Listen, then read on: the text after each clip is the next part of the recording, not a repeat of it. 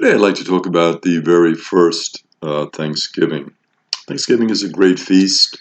For many of us, it's our favorite feast of the year. It's a great time to gather as family, something we all look forward to.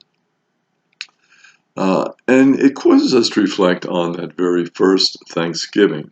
And that very first Thanksgiving is kind of surrounded with some mythology. And I'd just like to talk about that today, break it down a bit, and see how it can impact us today and how we can move forward from it. We think of course, of Plymouth, Massachusetts. Plymouth, Massachusetts, there's a great replica of the Mayflower, the ship that came bringing the pilgrims from England. On a hilltop near the replica of the Mayflower there in Plymouth, there's a tribute to the American Indians who helped the starving pilgrims survive. The statue of Osamequin, the chief or the sachem of the Wampanoags. The Wampanoags once numbered between 30,000 and 100,000. Their land once stretched from southeastern Massachusetts to parts of Rhode Island. However, they've become, over the years, marginalized and unfortunately misrepresented. This year, in 2021, will be the 400th anniversary of the very first Thanksgiving. So it's a good time for us to reflect on what that experience was like and what that whole reality is for us today in terms of Thanksgiving. Interestingly, there was little or no turkey served. So for those of us who are turkey lovers, that's a little disappointing. No feathered headdresses that we always see depicted. No effort by the pilgrims actually to invite the Wampanoags to the feast. And it was a feast that the Wampanoags actually made possible. But there was no invitation, come to the feast, we'll all celebrate together. That's really not how it went down. Indigenous people have long objected to the popular portrayal of Thanksgiving. And unfortunately, we've kind of accepted that myth of how it was. And, for Indigenous people, it's kind of insulting because it's not the reality of what they experienced. For the Wampanoags, the fourth Tuesday of November is a day of mourning and not of celebration. They experienced years of slow unfolding genocide of their people and the taking of their land. So these two realities, the genocide that happened to their people, the dwindling numbers of Wampanoags, and also the seizing of their land, what's to celebrate? This is what happened to us. We're not going to celebrate this reality. It's really, for them, they consider it a day of mourning, not a day of celebration. To learn about the history of the Wampanoags, a visitor to Plymouth has to drive 30 miles south to the town of Mashpee. Outside, they will find a wetu, a traditional Wampanoag house made from cedar poles and the bark of tulip poplar trees. They'll also find a mishan, which is an Indian canoe. Inside, Mother Bear is there. That's her name. She's 71 years old. She's a Mashpee Wampanoag.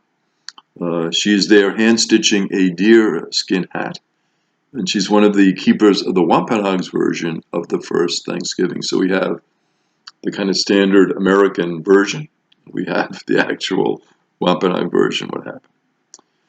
Wampanoags now number about 2,800 So we can see the dwindling of the Wampanoags from the huge number that were there in the beginning to now this much smaller number of 2,800. There are 1.5 million visitors to the Plymouth museums and gift shops each year. The Wampanoag Museum draws about 800 visitors a year. And I think that contrast says a lot. 1.5 million to Plymouth, 800 in Mishpee to the Wampanoag Museum. Wampanoags, what does that mean? People of the first light. People of the first light. Beautiful name, right? People of the first light in their native language. Their ancestors go back 10,000 years to southeastern Massachusetts. They call the land Patuxet. In the 1600s, when the first Puritans appeared on the scene, they lived in 69 villages. Each village had a chief or a sachem and also a medicine man. And they had what they call messenger runners, very interesting in terms of communicating between the villages. To be a messenger runner, certain qualifications. You had to have, obviously, a good memory because you were bringing the message. And if you were running to the village and got the message, that was not going to be very effective, right? And they had to have the endurance, had to be in good physical shape to run to the neighboring villages. Kind of reminds us of the Kenyan runners who would run.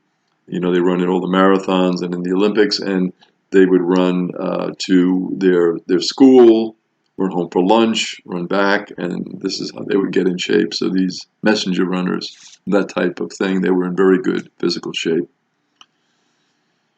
They experienced a land of plenty. There were deer, there were elk, there were bear. They would fish for herring and trout. They harvested quags. They planted corn.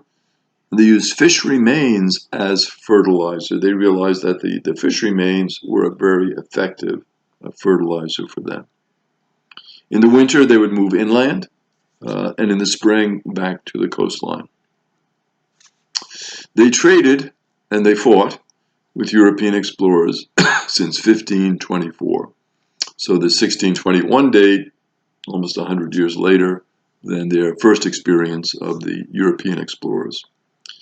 In 1614, before the arrival of the Pilgrims, the English lured a well-known Wampanoag, Tisquantum, who was called Squanto, and 20 other Wampanoags onto a ship with the intention of selling them into slavery in Malaga, Spain. Squanto spent years trying to get back to his homeland. So again, some of these initial things that were done, trying to lure them into slavery, horrible type of situations and very exploitative. The Wampanoags were almost wiped out by a mysterious disease. They thought it might have come from the feces of rats aboard European boats. Possibly it could have been smallpox, possibly yellow fever. No one knows exactly, but this mysterious disease they refer to as the Great Dying. This pandemic lasted for 3 years. Squanto returned home 5 years later in 1619.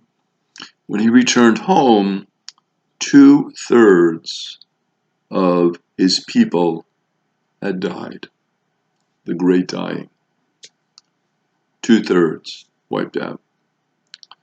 1620, the English aboard the Mayflower made their way to Plymouth after making landfall in Provincetown, and then they came to Plymouth, not too far away.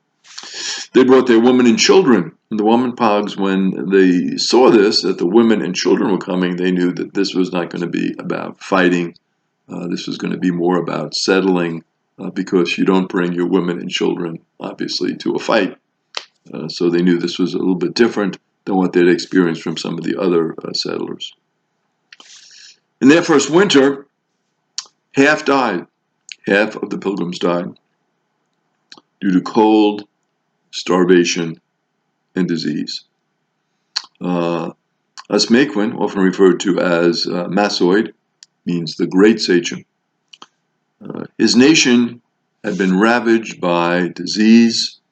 and he had to keep peace with the neighboring Narragansetts. So he made contact with the English in order to help his people survive. So he did reach out to them and did have a relationship with them. And some historians of the Wampanoag will say this was kind of a fatal mistake, which we will look at and explore in the second part of our series on the first Thanksgiving.